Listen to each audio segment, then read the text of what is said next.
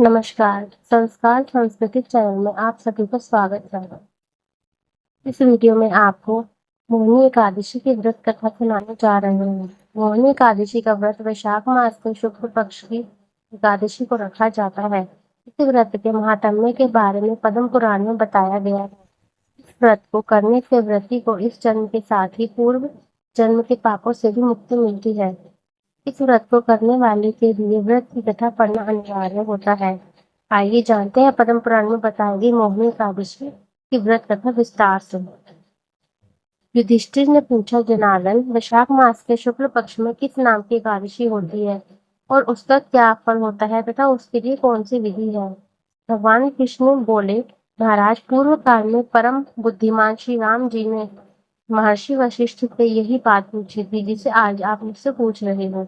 श्री राम जी ने कहा था, भगवान, जो समस्त पापों का क्षय तथा सब प्रकार के दुखों का निवारण करने के वाला व्रतों में उत्तम व्रत हो उसे मैं सुनना चाहता हूँ। वशिष्ठ जी बोले, श्री राम, तुमने बहुत उत्तम बात पूछी है। मनुष्य तुम्हारा नाम लेने से ही सब पापों से शुद्ध हो जाता है, तथापि लोगों के हित की इच्छा से मैं पवित्रों में पवित्र उत्तम व्रत का वर्णन करूंगा।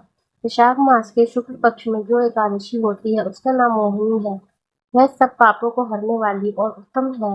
उसमें उसके व्रत के प्रभाव से मनुष्य मोह जाल तथा पातक समूह से छुटकारा पा जाता है। सरस्वती नदी के रमणीय तट पर भद्रावती नाम की सुंदर नगरी है। वहाँ द्युतिमान नामक राजा, जो चंद्र वंश में उत्पन्न हुए थे, राज करते थे। उसी नगर में एक वैश्य रहता था जो धन धान्य से परिपूर्ण और समृद्धिशाली था। उसका नाम था धनपाल। वह सदा पुण्य कर्म में ही लगा रहता था।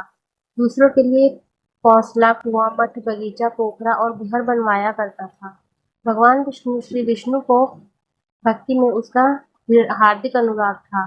वह सदा शांत रहता था। उसके 5 पुत्र थे, तुमना, द्युतिमान, मेधावी, सुकृत तथा धृष्ट बुद्धि 5वां पुत्र था। वह सदा बड़े बड़े पापों में ही लिप्त रहता था। जुए आदि दुर्व्यसनों में उसकी बड़ी आसक्ति थी।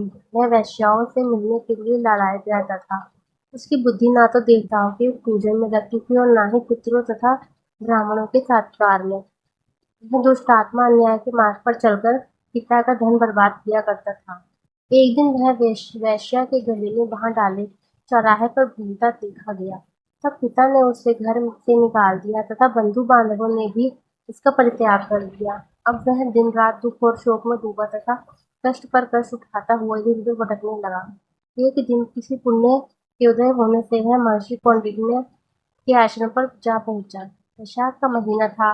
तपोधन कौंडिन्य गंगा जी में स्नान करके आए थे। धृष्ट बुद्धि शोक के भार से पीड़ित मुनिवर कौंडिन्य के पास गया और हाथ जोड़ सामने खड़ा होकर बोला, ब्राह्मण, द्विज श्रेष्ठ, मुझ पर दया करके कोई आप ऐसा व्रत बताइए जिसके पुण्य के प्रभाव से मेरी मुक्ति हो।